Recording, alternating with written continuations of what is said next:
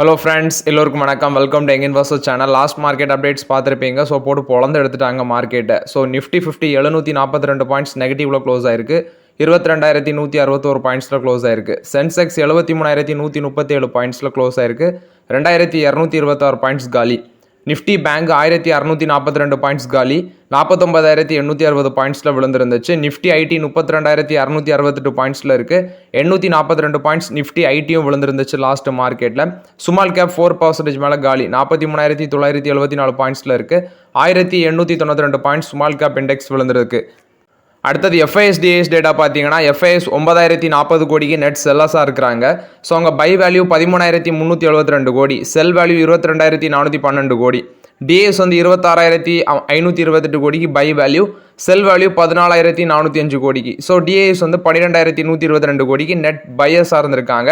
FIs 9,040 கோடிக்கு net செல்லஸாக இருந்திருக்காங்க. Next பார்த்தீங்கன்னா இந்தியன் மார்க்கெட் கேப்லேஷன் மார்ச் 2025 பீக்லேருந்து பார்க்கும்போது 30 ட்ரில்லியன்ஸ் வந்து விழுந்திருக்கு அப்படின்னு சொல்கிறாங்க. 30 ட்ரில்லியன்ஸ்னா 30 லட்சம் கோடி விழுந்திருக்கு அப்படின்னு சொல்கிறாங்க. இதில் பார்க்கும்போது நிஃப்டி 500 இண்டெக்ஸில் ஆக்சுவலி ஒன்லி 40 கம்பெனிஸ் வந்து நிஃப்டி 500 இண்டெக்ஸில் மார்க்கெட் வந்து இன்க்ரீஸ் ஆயிருக்கு இந்த பீரியடில் சொல்கிறாங்க. அதில் 13 கம்பெனிஸ் வந்து பார்த்தீங்கன்னா 1% கீழே தான், அதாவது லெஸ் தேன் 1% தான் ரைஸ் ஆயிருக்கு அப்படின்னு அந்த ஆர்டிக்கிளில் மென்ஷன் பண்ணுறாங்க. இது போக இன்னைக்கு நடந்த மார்க்கெட் கேப்லேஷனில் 19 lakh crore வந்து வைப் அவுட் ஆயிருக்குன்னு சொல்கிறாங்க. இன்னைக்கு மட்டுமே 19 லட்சம் கோடி வந்து பார்த்தீங்கன்னா நம்ம மார்க்கெட்டில் வந்து வைப் அவுட் ஆயிருக்கு அப்படின்னு சொல்கிறாங்க. நெக்ஸ்ட் பார்த்தீங்கன்னா இந்த மார்க்கெட், அதாவது ரெத்தாறு மார்க்கெட்டில் வந்து நம்மளோட இந்தியாவோட பில்லியனர்ஸ் வந்து $10.3 billion இழந்திருக்காங்க இந்த செல் ஆஃபில். நீங்கள் ஃபஸ்ட்டு பார்த்தீங்கன்னா முகேஷ் அம்பானியோட வெல்த் வந்து $87.7 billion குறைஞ்சிருக்கு. $3.6 billion ஒரே நாளில் இழந்திருக்காரு. கௌதம் அதானிக்கு $3 billion டிக்ளைன் ஆயிருக்கு. $57.3 billion இருக்கு அவரோட net worth. Savitri Jindal and family $2.2 billion இழந்திருக்காங்க. அவங்களுக்கு $33.9 billion இருக்கு நெட்ஒர்த்து. ஷிவ்நாடர் அவங்களுக்கு $1.5 billion ட்ராப் அவுட் ஆயிருக்கு. $30.9 billion இருக்குன்னு சொல்கிறாங்க. ஏன்னா அன்னைக்கு மார்க்கெட்டில் பயங்கரமாக ரத்தாறு ஓடினதுனால நம்மளோட இந்தியாவோட டாப் பில்லியனர்ஸோட வெல்த் வந்து பார்த்தீங்கன்னா கிட்டத்தட்ட $10.3 billion அளவுக்கு கிராஷ் ஆயிருக்கு அப்படின்னு சொல்கிறாங்க.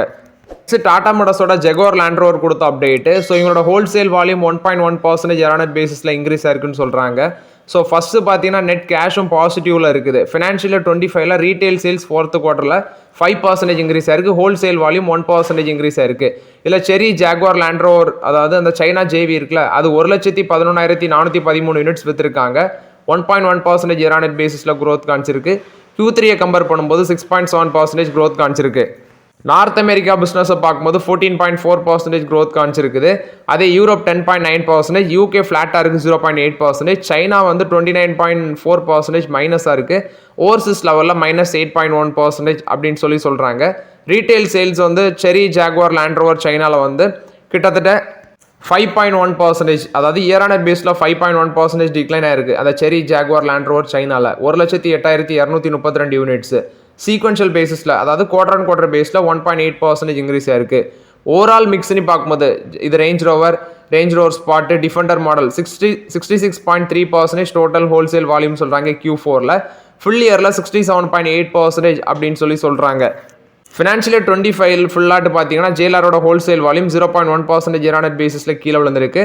ரீட்டைல் சேல்ஸ் 0.7% டிக்ளைன் ஆயிருக்குன்னு சொல்கிறாங்க. ஜேஎல்ஆர் வந்து நெட் டெப்ட் 0 டார்கெட்டை வந்து அச்சீவ் பண்ணியிருக்கிறாங்க. ஸோ நெட் கேஷ் பாசிட்டிவில் வந்துருக்குது.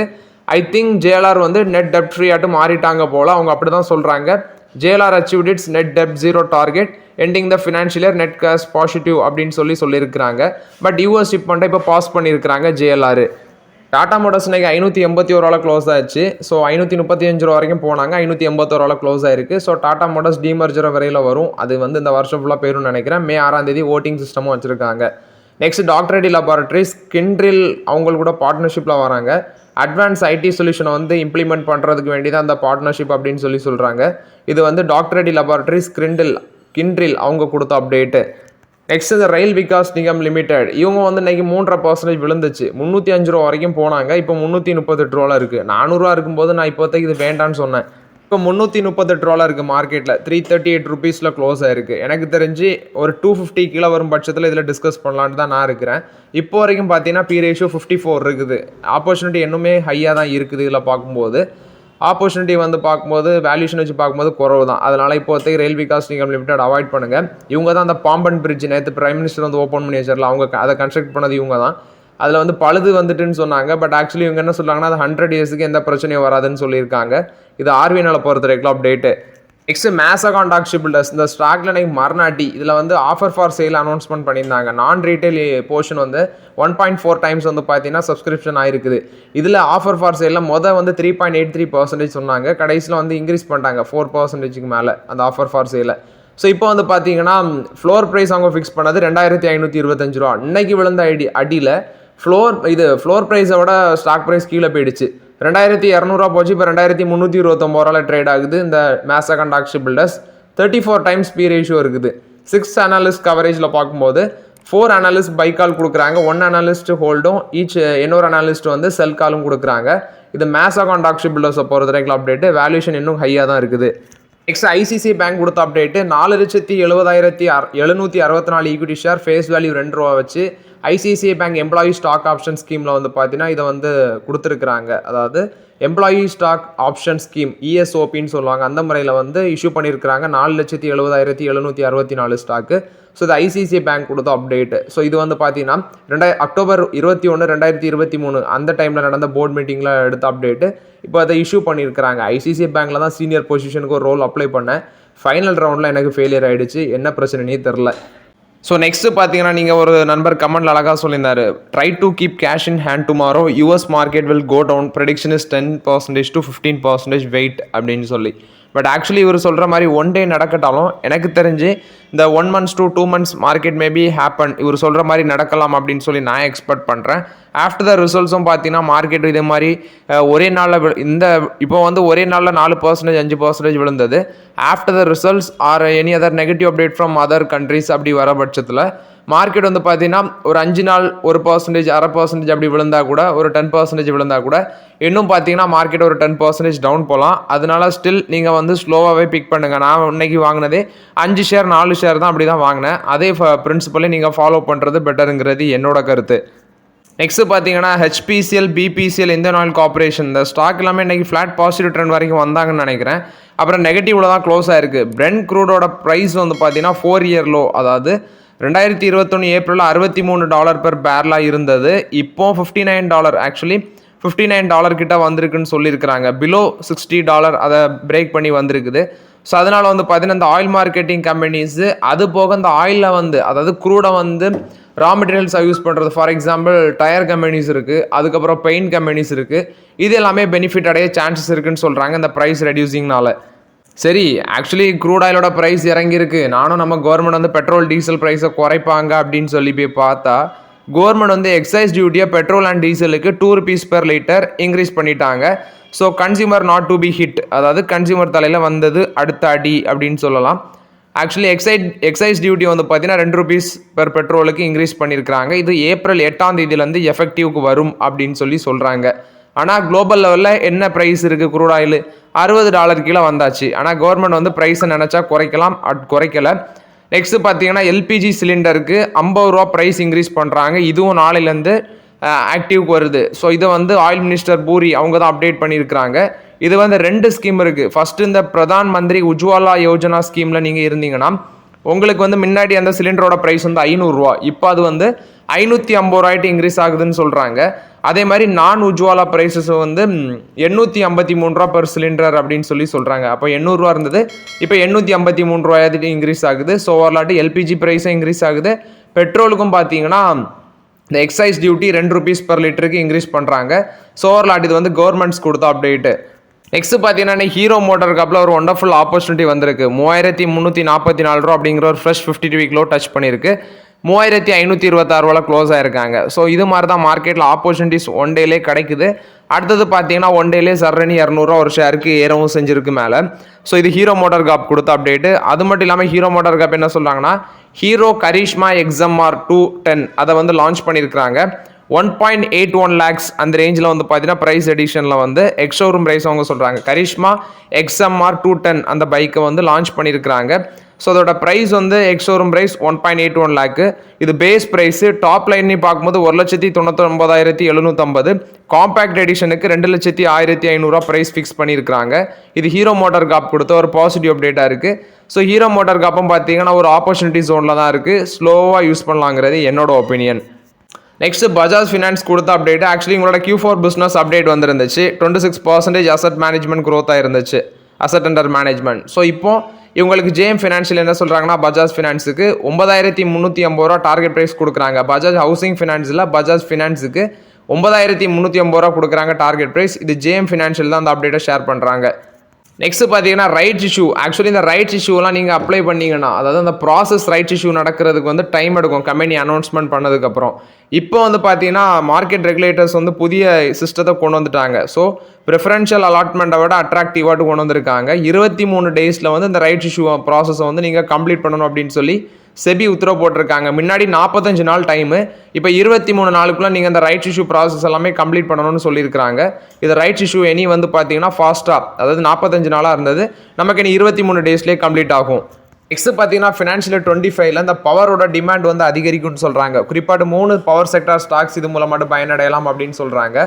ஸோ எலக்ட்ரிசிட்டி டிமாண்ட் அதிகரிக்கும், கவர்மெண்ட்டும் அதுக்கு சப்போர்ட் பண்ணுறாங்க. ஸோ ஃபஸ்ட்டு 2047க்குள்ளே நியூக்ளியர் எனர்ஜி கெப்பாசிட்டியை 100 ஜிகாவாட்டாட்டு கொண்டு போகணும். அதுக்கு வேண்டி பட்ஜெட்டில் சில அப்டேட்ஸ் சொல்கிறாங்க. ஸோ ஃபஸ்ட்டு டொமஸ்டிக் ப்ரொடக்ஷனை இன்க்ரீஸ் பண்ணி இந்த சோலார் ஃபோட்டோவால்டிக் PV செல்ஸ் அதிகப்படுத்துறது, wind turbines, grid scale batteries, electrolysers இது எல்லாமே வந்து பார்த்தீங்கன்னா என்கரேஜ் பண்ணதோட ப்ரொடக்ஷன் அப்படின்னு சொல்கிறாங்க. February 2025ல 238 ஜிகாவாட்டாக இருக்குது. அதான் இந்தியாவில் வந்து பார்த்தீங்கன்னா கிட்டத்தட்ட இந்த வருஷத்தில் பீக் எலக்ட்ரிசிட்டி டிமாண்டு. அதுக்கு முன்னாடின்னு பார்த்தீங்கன்னா May 2024ல் 250 ஜிகாவாட் போயிருக்குது. June 2024ல் 245 ஜிகாவாட் போயிருக்குது. இதுதான் பீக் லெவல்ஸு. இப்போ வந்து பார்த்தீங்கன்னா Februaryல 238 இருக்குது. மேபி மார்ச்சில் இன்க்ரீஸ் ஆகிருக்கும். அது போல் பார்த்தீங்கன்னா ஏப்ரல் மேல இன்னும் இன்க்ரீஸ் ஆகலாம். எனக்கு தெரிஞ்சு 250 கிராஸ் பண்ண சான்சஸ் இருக்குது. இதனால 3 ஸ்டாக்ஸ் பயனடையும்னு சொல்கிறாங்க.